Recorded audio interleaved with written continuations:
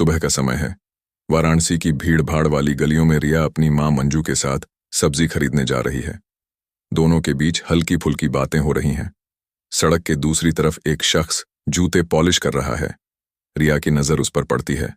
रिया उत्साह और हैरानी से, मां, उस तरफ देखिए, ये तो पापा है ना?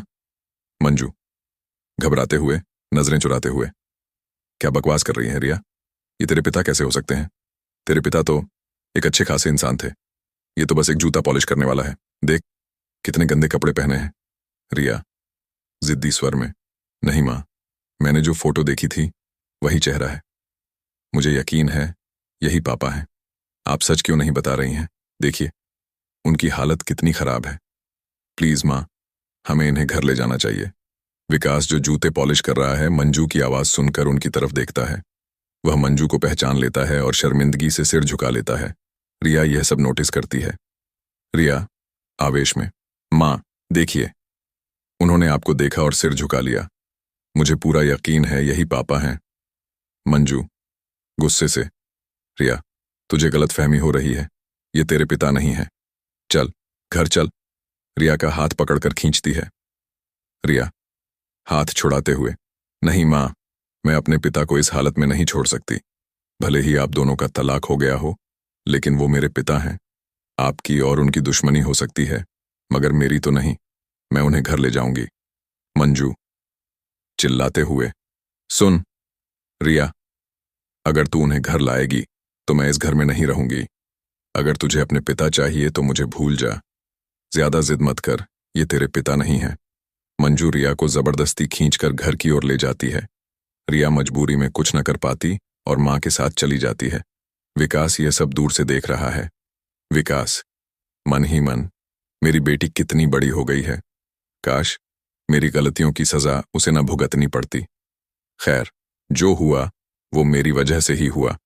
वह फिर से जूते पॉलिश करने में लग जाता है। रिया और मंजू घर पहुंच चुके हैं।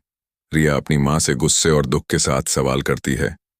रिया गंभीर स्वर में, मां, आप झूठ क्यों बोल रही हैं? मैं जानती हूं कि वो मेरे पिता थे। आप उन्हें घर क्यों नहीं लाना चाहती? मुझे अपने पिता से मिलना है।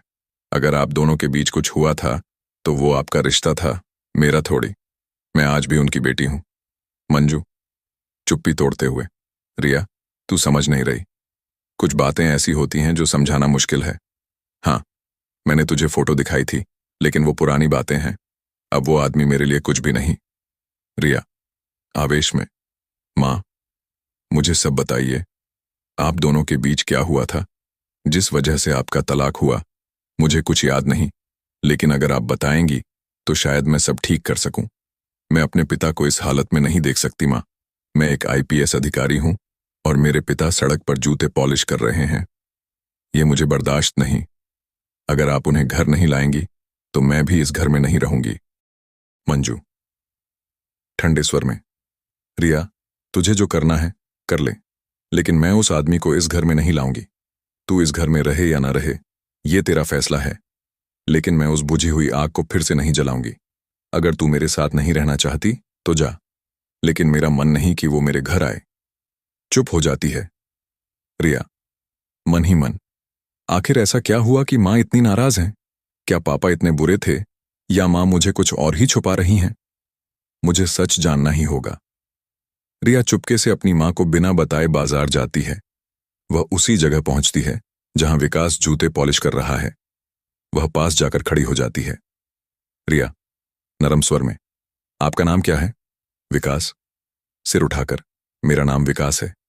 रिया आप कहां रहते हैं? विकास हल्की उदासी के साथ, मेरा कोई ठिकाना नहीं है बेटी, मैं यहीं सड़क पर रहता हूं। मेरा कोई नहीं है। रिया की आंखें नम हो जाती हैं। रिया भावुक होकर, आप मुझे पहचानते हैं? विकास सिर झुकाते हुए, नहीं, मैं आपको नहीं जानता। आप कौन हैं? रिया मन ही मन, पापा झूठ बोल रहे हैं। उस दिन उन्होंने मुझे और मां को देखा था। जोर देकर, मेरा नाम रिया है। सोचिए, शायद आपने मुझे कहीं देखा हो। विकास घबराते हुए, नहीं बेटी, मैंने तुम्हें कहीं नहीं देखा, मुझे कुछ याद नहीं। रिया आवेश में, आप मेरे पिता हैं। आप झूठ बोल रहे हैं। मुझे पता है कि आपकी और माँ की शादी हुई थी। मैं आपकी बेटी हूं। मुझे नहीं पता कि आप दोनों के बीच क्या हुआ, लेकिन मैं चाहती हूं कि आप दोनों फिर से एक साथ रहें। विकास, घबराते हुए, ये तुम क्या कह रही हो? मेरी तो शादी भी नहीं हुई। तुम किसी और को समझ रही हो। मैं किसी का पिता नहीं हूं। रिया, जिद्दी स्वर में, नहीं, आप झूठ बोल रहे हैं। मैं आपको और माँ को मिलाकर रहूंगी। चलिए, मेरे साथ घर चलिए। आपको ये काम शोभा नहीं देता। मैं एक आईपीएस हूं और मेरे पिता को सड़क पर जूते पॉलिश करते देखना मुझे बर्दाश्त नहीं। विकास, आंसू पोंछते हुए, नहीं बेटी, मैं तुम्हारे घर नहीं जा सकता। वो मेरा घर नहीं है। मैं यहीं ठीक हूं। तुम घर जाओ। रिया समझ जाती है कि विकास को सीधे मनाना आसान नहीं होगा। वह ठान लेती है कि उसे सच का पता लगाना होगा। रिया अपनी मां से चतुराई से बात शुरू करती है। रिया, मां, आपकी कोई पुरानी सहेली नहीं है क्या? मंजू, हैरानी से, क्यों बेटी? सहेलियां तो हैं। मेरी एक दो सहेलियां हैं जिनसे कभी कभी बात होती है। लेकिन तू ये सवाल क्यों पूछ रही है? रिया, हल्के हंसते हुए, बस ऐसे ही। मैंने सोचा, आप कभी अपनी सहेलियों को घर बुलाती नहीं। कोई त्योहार हो तो बुलाइए ना। घर में मेहमान आएंगे तो अच्छा लगेगा। मंजू, शक भरी नजरों से, सच बता रिया, तू ये सब क्यों पूछ रही है? रिया, मुस्कुराते हुए, अरे मां, बस ऐसे ही। मैं चाहती हूं कि घर में कुछ रौनक हो। आप अपनी सहेली को बुलाइए ना। मंजू, सहमति में, ठीक है बेटी। मेरी एक सहेली सरिता है जो पास में रहती है। मैं उसे बुला लूंगी। मंजू की सहेली सरिता घर आती है। तीनों मिलकर खाना खाते हैं और पुरानी बातें करते हैं। सरिता जाने लगती है। रिया, मुस्कुराते हुए, आंटी, आपका नंबर दीजिए ना, कभी कभी बात कर लिया करूंगी। सरिता, हंसते हुए, अरे ठीक है बेटी, नंबर देती है। रिया नंबर नोट कर लेती है।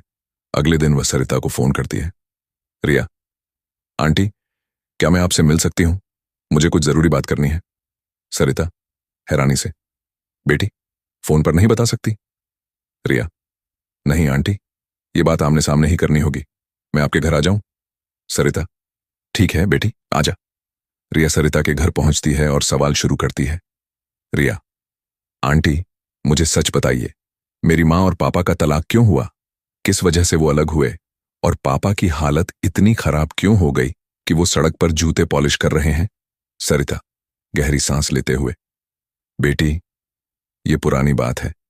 जब तुम्हारी माँ और विकास की शादी हुई थी तो सब कुछ ठीक था। फिर तुम पैदा हुई। तुम्हारे जन्म के बाद विकास की कंपनी में एक औरत थी। विकास का उससे अफेयर शुरू हो गया। उस औरत ने विकास को पूरी तरह से अपने जाल में फंसा लिया। उसने उनके पैसे, उनकी जमीन जायदाद सब हड़प लिया। तुम्हारी माँ को यह सब तब पता चला जब तुम 5 साल की थीं। इसके बाद दोनों के बीच इतनी कड़वाहट हो गई कि तलाक ही आखिरी रास्ता बचा। विकास की यह हालत उसी औरत की वजह से हुई। रिया, रोते हुए, आंटी, मुझे अपने पापा को घर लाना है। मैं माँ और पापा को फिर से एक करना चाहती हूं। क्या आप मेरी मदद करेंगी? सरिता, सोचते हुए, बेटी, मैं चाहती तो हूं, लेकिन तुम्हारी माँ विकास से बहुत नफरत करती है। अगर मैं उनके सामने उसका नाम भी लूं तो वो गुस्सा हो जाती है। फिर भी अगर तू कह रही है तो चल, कोशिश करते हैं। रिया और सरिता बाजार की ओर निकलते हैं, जहां विकास जूते पॉलिश कर रहा है। रिया और सरिता विकास के पास पहुंचते हैं। सरिता, नरम स्वर में, विकास जी, मैं समझती हूं कि आप मुश्किल में हैं, लेकिन अपनी बेटी के लिए तो आप घर जा सकते हैं। देखिए, रिया आपसे मिलने के लिए कितनी बेकरार है। रिया, आंसुओं के साथ, पापा, आपको घर चलना होगा। मुझे अच्छा नहीं लगता कि आप इस तरह सड़क पर काम कर रहे हैं। मैं एक आईपीएस हूं और मेरे पिता को यह काम शोभा नहीं देता। मैं जानती हूं कि आप और मां का रिश्ता टूट चुका है, लेकिन मेरा रिश्ता तो नहीं टूटा। मैं आपकी बेटी हूं। विकास की आंखें नम हो जाती हैं। वह कुछ पल चुप रहता है। विकास, भावुक होकर, बेटी, मैं तुम्हारी बात समझता हूं, लेकिन मेरा उस घर में कोई हक नहीं। मैंने जो गलतियां की उनकी सजा मुझे भुगतनी होगी। मैं नहीं जा सकता। रिया का दिल टूट जाता है, लेकिन वह हार नहीं मानती। वह ठान लेती है कि उसे और कोशिश करनी होगी। रिया और सरिता अभी भी विकास के पास खड़ी हैं। विकास अपनी जगह से नहीं हिल रहा। रिया का चेहरा दृढ़ संकल्प से भरा है। रिया गुस्से और दृढ़ता से, पापा, अगर आप घर नहीं आना चाहते तो ठीक है, लेकिन मैं वो सब वापस लाऊंगी जो आपने खोया है। आंटी ने मुझे बताया कि वो औरत जो कंपनी में थी, उसने आपको लूटा। उसका नाम क्या था? बताइए ना, मैं उसे ढूंढूंगी। विकास हिचकिचाते हुए सिर झुकाकर, बेटी, उसका नाम नीता था, नीता मेहता, लेकिन वो बहुत पहले चली गई, शायद अब कहीं और होगी। तू क्यों पुरानी बातों में पड़ रही है? वो मेरी गलती थी, सजा मुझे ही भुगतनी चाहिए। सरिता समर्थन में, विकास जी, रिया सही कह रही है। अगर वो औरत ने आपके साथ धोखा किया तो न्याय होना चाहिए। रिया आईपीएस है, वो जांच कर सकती है। रिया मन ही मन, नीता मेहता, मुझे इस नाम से शुरू करना होगा। मैं अपनी पोजीशन का इस्तेमाल करूंगी, पापा का सब कुछ वापस दिलाऊंगी। विकास से, पापा, आप इंतजार कीजिए, मैं जल्दी ही सब ठीक कर दूंगी। रिया और सरिता वहां से चली जाती हैं। विकास उन्हें जाते हुए देखता है। उसकी आंखों में उम्मीद की एक हल्की चमक है, लेकिन वह फिर से अपने काम में लग जाता है। रिया अपने ऑफिस में है। वह एक फाइल खोलती है और कंप्यूटर पर सर्च शुरू करती है। उसके सहयोगी इंस्पेक्टर राजेश पास आता है। राजेश जिज्ञासु स्वर में, मैडम, आप आज कुछ परेशान लग रही हैं, कोई नया केस? रिया गंभीरता से, राजेश, ये पर्सनल है, लेकिन ऑफिशियल तरीके से हैंडल करना होगा। मुझे एक औरत की जानकारी चाहिए। नाम नीता मेहता, लगभग 20 साल पहले वाराणसी में किसी कंपनी में काम करती थी। शायद फ्रॉड या चोरी का बैकग्राउंड हो। कोई पुराना रिकॉर्ड चेक करो। राजेश नोट करते हुए, मैडम, मैं पुराने फाइल्स और डेटाबेस चेक करता हूं। अगर कोई एफआईआर या कंप्लेंट होगी तो मिल जाएगी, और अगर वो शहर छोड़ चुकी है तो दूसरे स्टेशनों से इंक्वायरी कर लेंगे। रिया सहमति में, हाँ, और उसकी कोई फोटो या पता मिले तो तुरंत बताना। ये मेरे पापा से जुड़ा है, उसने उन्हें लूटा था, पैसा, जमीन, सब। मैं सब वापस दिलाऊंगी। राजेश बाहर जाता है। रिया फोन उठाती है और सरिता को कॉल करती है। रिया फोन पर, आंटी, नीता मेहता के बारे में कुछ और पता है? कोई पुराना पता या कंपनी का नाम? सरिता फोन पर, बेटी, कंपनी का नाम तो याद नहीं, लेकिन वो नीता शायद अब लखनऊ में रहती है। मैंने सुना था कि वो वहां शिफ्ट हो गई थी। रिया धन्यवाद आंटी, मैं ढूंढ लूंगी। रिया कंप्यूटर पर लखनऊ पुलिस डेटाबेस सर्च करती है। कुछ देर बाद राजेश वापस आता है। राजेश, मैडम, मिल गया। नीता मेहता पर 15 साल पहले लखनऊ में एक फ्रॉड का केस था। वो अब एक छोटी प्रॉपर्टी डीलिंग कंपनी चलाती है। पता है, गोमती नगर, लखनऊ। कोई गिरफ्तारी नहीं हुई, लेकिन संदिग्ध थी। रिया उत्साहित होकर, बढ़िया, मैं कल ही लखनऊ जाऊंगी। ये औरत मेरे पापा का सब कुछ हड़प गई थी। अब समय है न्याय का।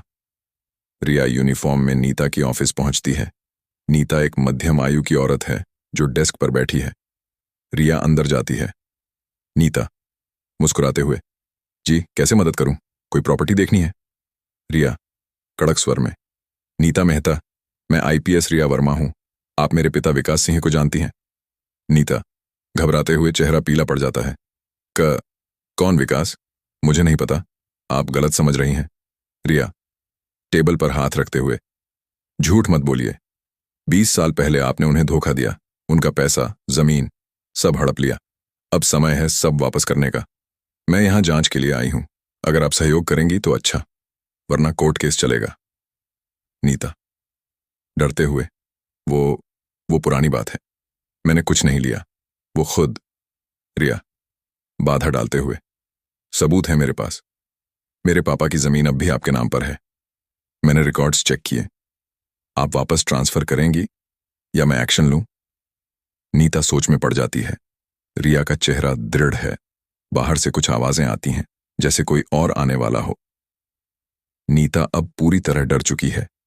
वह अपनी कुर्सी पर बेचैन होकर हिल रही है। रिया टेबल पर झुककर उसे घूर रही है। बाहर से कुछ कर्मचारी की आवाजें आ रही हैं, लेकिन नीता उन्हें इशारे से रोक देती है।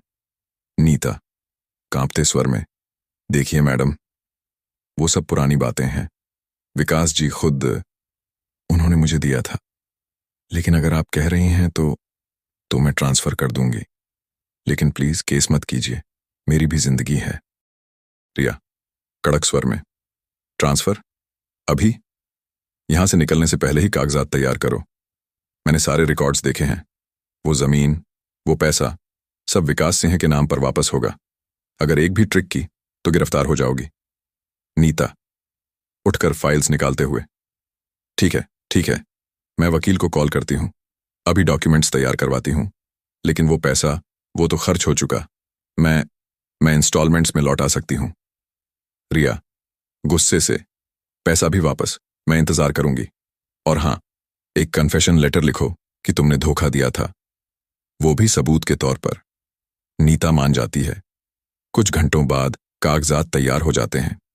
रिया नीता से साइन करवाती है और प्रॉपर्टी ट्रांसफर के डॉक्यूमेंट्स ले लेती है। नीता का चेहरा उदास है, लेकिन वह चुपचाप सब करती है।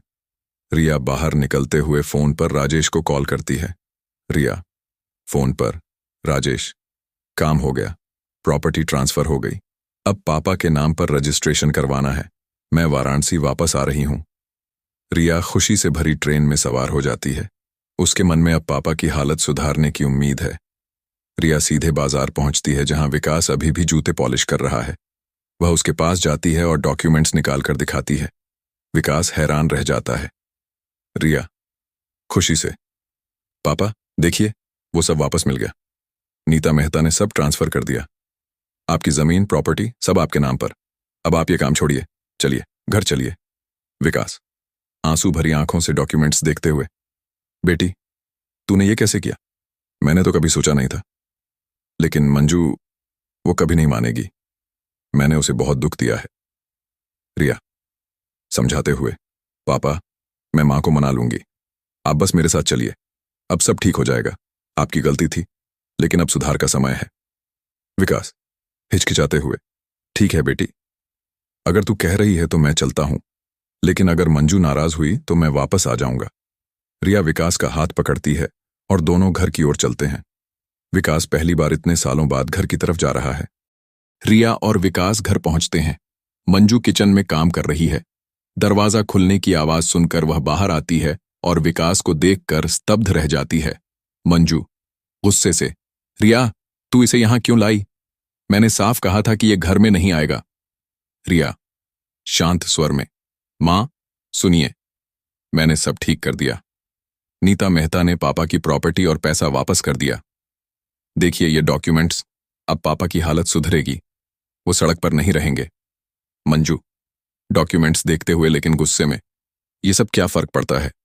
उसने मुझे धोखा दिया था, मैं उसे माफ नहीं कर सकती। रिया भावुक होकर, मां मैं जानती हूं कि दर्द हुआ था, लेकिन मैं आपकी बेटी हूं। मेरे लिए, मेरे परिवार के लिए प्लीज माफ कर दीजिए। पापा ने अपनी गलती मानी है, अब हम तीनों साथ रह सकते हैं। मैं नहीं चाहती कि आप अकेली रहें या पापा सड़क पर। विकास सिर झुकाकर, मंजू मैंने बहुत गलत किया, मैं माफी मांगता हूं। अगर तुम चाहो तो मैं चला जाऊंगा, लेकिन बेटी के लिए। मंजू कुछ पल चुप रहकर आंसू पोंछते हुए, रिया तूने इतना किया, ठीक है वो रह सकता है, लेकिन अलग कमरे में, और अगर एक भी गलती की तो बाहर। मैं सिर्फ तेरे लिए मान रही हूं। रिया खुशी से दोनों को गले लगाते हुए, थैंक यू मां, अब सब ठीक हो जाएगा, हम नई शुरुआत करेंगे। घर में पहली बार इतने सालों बाद हल्की सी खुशी की लहर दौड़ती है। विकास अंदर आता है और मंजू चुपचाप वापस किचन में चली जाती है। रिया सोचती है कि अभी और वक्त लगेगा, लेकिन शुरुआत हो गई है। कई हफ्ते बीत चुके हैं। घर में अब थोड़ा बदलाव दिखने लगा है। विकास अब सड़क पर जूते पॉलिश नहीं करता। रिया ने उसकी प्रॉपर्टी बेचकर एक छोटा सा बिजनेस शुरू करने में उसकी मदद की है। वह एक छोटी सी किराने की दुकान चला रहा है, जो धीरे धीरे चल निकली है। मंजू अभी भी विकास से ज्यादा बात नहीं करती, लेकिन रिया की कोशिशों की वजह से घर में तनाव कम हो गया है। रिया ड्यूटी से लौटकर घर आती है और देखती है कि विकास और मंजू एक साथ चाय पी रहे हैं, हालांकि चुपचाप। रिया मुस्कुराते हुए, वाह मां, पापा, ये तो अच्छा दृश्य है, दोनों साथ में चाय पी रहे हैं। मंजू हल्का सा मुस्कुराते हुए, हाँ बस तू खुश थी इसलिए बुला लिया, वरना ये आदमी अभी भी मुझे गुस्सा दिलाता है।